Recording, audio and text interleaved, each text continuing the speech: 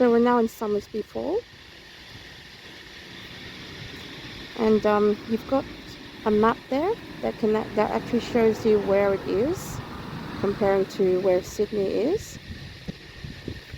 So very soon we're going to be going down to see the falls. It's got good facilities. It's got a toilet, and people do swim at the falls as well. You do have to pay an entry fee. It's about $8, but you can stay for the whole day until it closes. So very soon we're going to go down there.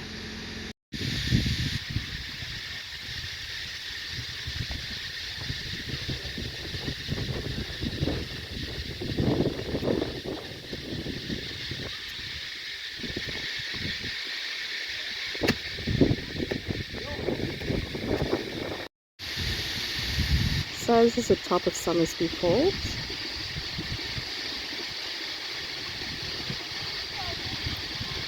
We do have walking access up here, but there are fences there to keep people from coming down here.